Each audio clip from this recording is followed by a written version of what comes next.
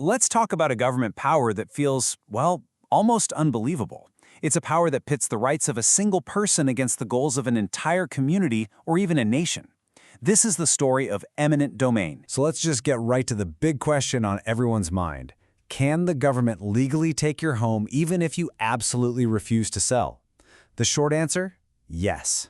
It's a real legal power, and it happens a lot more often than you'd probably think. The legal principle that makes this possible is called eminent domain. And really, the entire debate, all the court cases, all the fights, they boil down to those two little phrases, public use and just compensation.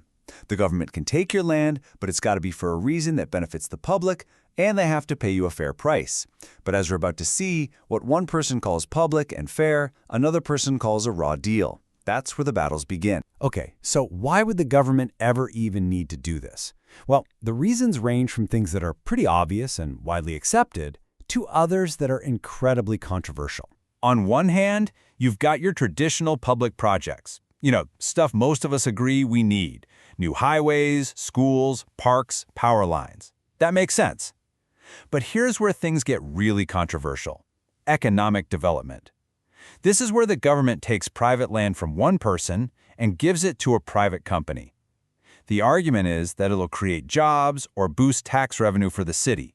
And that's where the battle lines are really drawn. Now, if you're a homeowner and this happens to you, it's not a completely one-sided fight. You're not powerless. You do have rights. So let's break down what you can actually do when the government comes knocking on your door. You basically have three main ways to push back. First, you have a right to just compensation, which means fair market value for your home.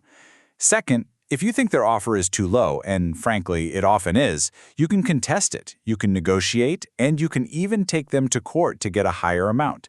And third, you can challenge the whole reason for the seizure. You can stand up and argue that the project isn't really for public use at all, especially if it looks like it's mainly just to help out some private corporation. But, and this is a really, really important but, these rights have their limits. If the government can prove in court that there's a legitimate public purpose and a judge agrees their offer is fair compensation, then the homeowner usually has to comply. Your power to just say, no, get off my lawn, is actually very, very limited. So theory is one thing, but the real story of eminent domain, the guts of it, it's all written in the courtrooms and in the neighborhoods where these battles were fought. Let's dig into some of the landmark cases that have completely shaped the law as we know it today. And look, this isn't a new fight. It's been going on for decades, with the definition of public use getting wider and wider. Back in 1954, the Supreme Court said taking land for urban renewal was okay. Then in the 80s, an entire neighborhood in Detroit was bulldozed to make way for a new General Motors plant. Every single case pushed the boundaries just a little bit more, and it all led to this massive legal explosion in 2005. And that brings us to the most famous, or maybe I should say infamous, case in modern eminent domain history, Kalo versus City of New London.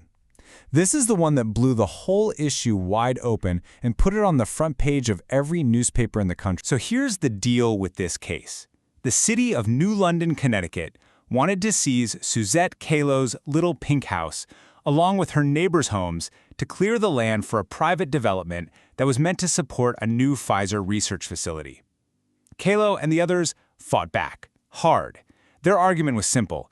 This isn't public use. This is taking property from one private citizen to give to another, bigger private citizen. In a stunning 5-4 decision, the Supreme Court actually sided with the city. They ruled that economic development could qualify as a public use.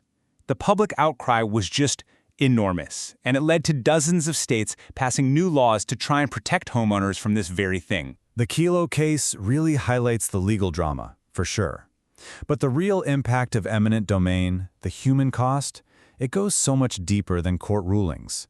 It's about the loss of entire communities, of history, of a person's sense of place in the world. And there's no better example of this than the story of Chavez Ravine in Los Angeles.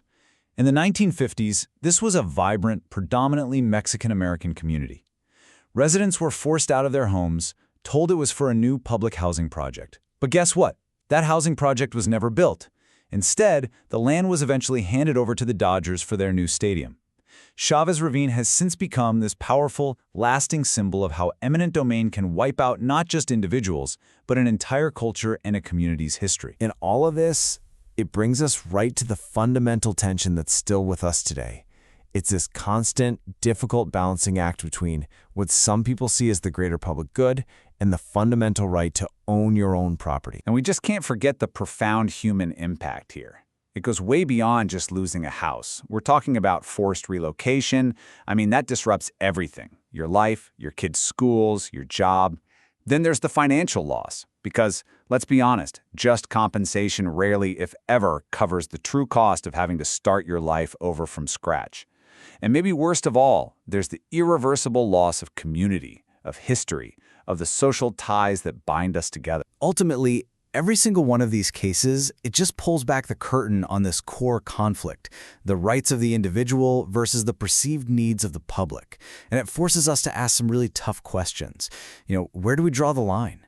And how much should one person or one family have to sacrifice for something that somebody else decides is progress? So, the most crucial point to take away is this.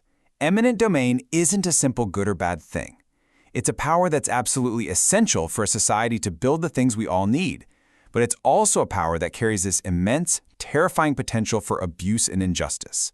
It forces us into this constant, difficult negotiation between two of our most fundamental values, our collective needs and our individual rights. And that really leaves us with the final critical question.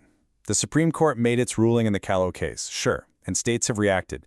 But this debate is so far from over. So I'll just leave you with this to think about. When progress for the many comes at the direct expense of a few, where should we, as a society, actually draw that line?